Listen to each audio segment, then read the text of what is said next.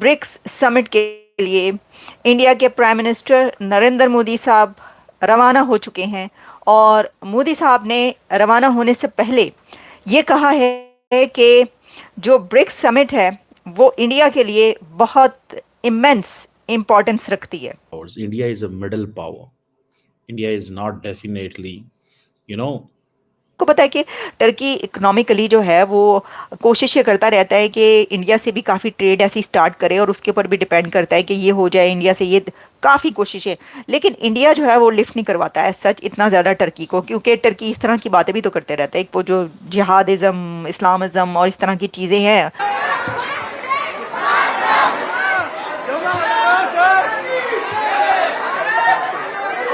नमस्कार दोस्तों, आप सभी का बहुत बहुत स्वागत है पाक मीडिया कॉमेडी के एक नए वीडियो में। उम्मीद करते हैं आप सब बहुत अच्छे होंगे। दोस्तों, प्रधानमंत्री मोदी जी रसिया के कजान में पहुंच गए हैं ब्रिक्स समिट के लिए और वहां पहुंचते ही उनका जोरदार स्वागत हुआ है। रेड कारपेट बिछाया गया है। उसके बाद जो इंडियन डायस्पोरा है वो सभी उनका जोरदार स्वागत किए हैं। इनफैक्ट जो रशियन है वो हरे राम हरे कृष्ण का भजन करके उनका स्वागत किए हैं। अब ये सब देखकर पाकिस्तानियों को लग रहा है मिर्ची। तो आइए देखते हैं पाक मीडिया को। लेकिन वीडियो में आगे बढ़ने से पहले चैनल पर नए हैं तो चैनल को सब्सक्राइब कर ले और मेरा वीडियो अच्छा लगता है तो दूसरों में भी शेयर कर दे। तो आइए देखते हैं आज का ये वीडियो।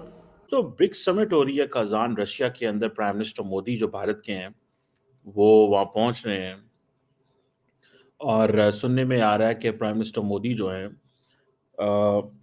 उनको एक बड़ी इंपॉर्टेंट पोजीशन है क्योंकि इंडिया एक फाउंडिंग मेंबर है। आपको पता है ब्रिक्स की तकरीबन 45% वर्ल्ड पॉपुलेशन ब्रिक्स ममालिक के अंदर है। 3.5 बिलियन पीपल इंडिया और चाइना के मिलाएं तो जारी बात है। बाकी इस तरह दुनिया का जो 33% लैंड मैस है वो यहाँ पे है। दुनिया की 28.5 ट्रिलियन डॉलर की जो इकोनॉमी है वो इन ममालिक के अंदर है। इस वक्त 10 ममालिक हैं जो करंट ममालिक इसके अंदर, इंडिया, रशिया, चाइना, ब्राज़ील और साउथ अफ्रीका। इनिशियली पहले 4 थे, इंडिया, रशिया, चाइना, ब्राज़ील। बाद में 2011 में इन्होंने साउथ अफ्रीका को शामिल किया। फिर 2023 में इजिप्ट, इथियोपिया, ईरान, यूएई और सऊदी अरेबिया को शामिल किया। 30 रिक्वेस्ट पड़ी हुई हैं इनके पास। इम्पॉर्टेंट विजिट है ये, वो इसलिए because President Xi Jinping, President Putin, they want to create a new order. And they cannot create a new order without Indian Prime Minister Narendra Modi or without India. Because remember, these are middle powers. India is a middle power. India is not definitely, you know, जब अब UN security council को देखें ना तो वहाँ पे जो permanent seat होती है ना, that make you a great power. China, France, Russia, United Kingdom, United States. गो के यूनाइटेड किंगडम की इकोनॉमी इस वक्त जो है वो इंडिया से कम है।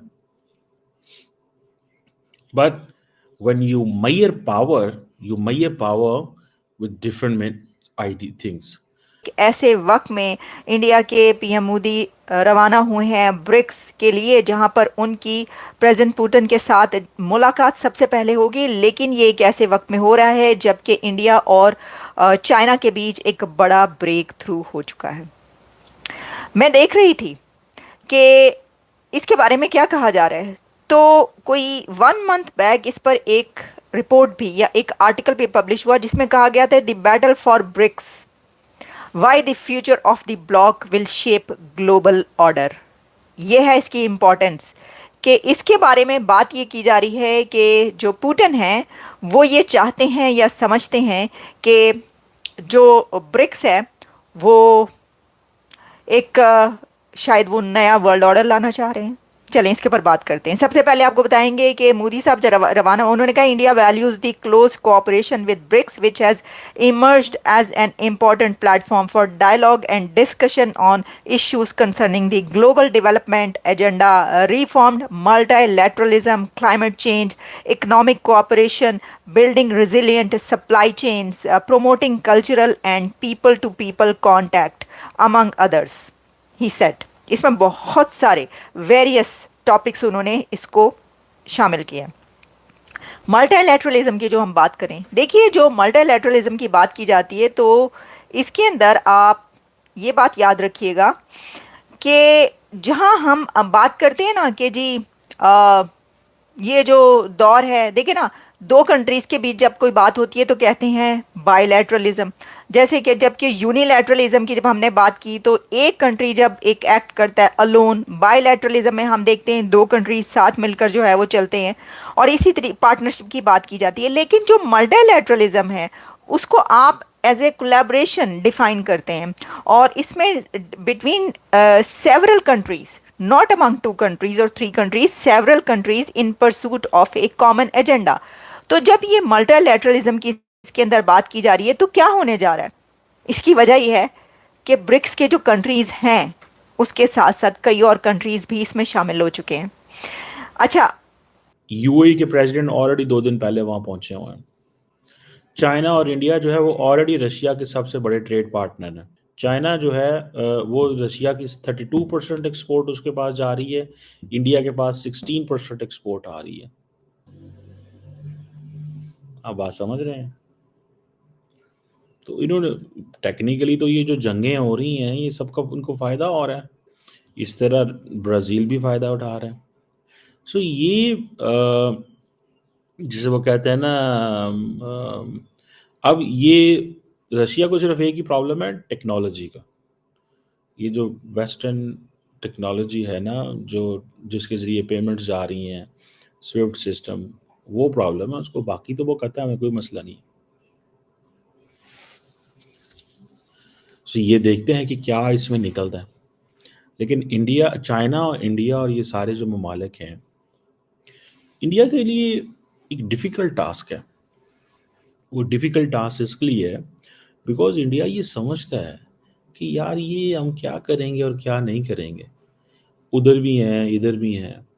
अभी ये रशिया जो है for example Swift financial system जो है, ये चैलेंज तो है ना उनके लिए। कंसिडरेशंस अगर आप देखते हैं तो जो ब्रिक्स है membership should be achieve through a balanced foreign policy, ये कहा जा रहा है। That does not affect basic relations with western allies and Turkey जो है as a bridge between east and west. Turkey इसको ऐसे देखे भाई एक ईस्ट एंड वेस्ट के बीच ना एक ही कंट्री है तो उसको ऐसा करते हैं कि इसको ये एक ऐसे इस तरीके से रहे। Balance policy is guarantee of Turkey's best economic and economic interest. Turkey के लिए ब्रिक्स में शामिल होना इस वक्त सबसे ज़्यादा जिस पे वो कर रहा है, वो कह रहा है कि इससे मुझे जो है इकोनॉमिक ब्रेक थ्रू मिलेगा और इकोनॉमिक जो मेरी परेशानी है प्रॉब्लम्स हैं दूर होंगी। आपको पता है कि टर्की इकोनॉमिकली जो है वो कोशिशें करता रहता है कि इंडिया से भी काफ़ी ट्रेड ऐसी स्टार्ट करे और उसके ऊपर भी डिपेंड करता है कि ये हो जाए इंडिया से, ये काफ़ी कोशिशें। लेकिन इंडिया जो है वो लिफ्ट नहीं करवाता है सच इतना ज़्यादा टर्की को, क्योंकि टर्की इस तरह की बातें भी तो करते रहता है। एक वो जो जिहादिज़म, इस्लामिज़म और इस तरह की चीज़ें हैं उर्दवान के बीच जिसमें वो काफ़ी ऐसी बातें कर देते हैं। हालांकि मेरा ख्याल है कि कश्मीर पे उन्होंने शायद बात नहीं की या की है। तो ये था आज का वीडियो। आज के वीडियो के बारे में आप क्या सोचते हैं, अपनी राय कमेंट में जरूर दें। वीडियो अच्छा लगता है तो लाइक शेयर कर दे, चैनल पर नए चैनल सब्सक्राइब भी कर ले और बेल आइकॉन भी प्रेस करें ताकि लेटेस्ट वीडियो का नोटिफिकेशन आपको सबसे पहले मिले। तो फिर आपसे मिलता है अगले वीडियो में। अपना ख्याल रखें। जय हिंद, जय भारत।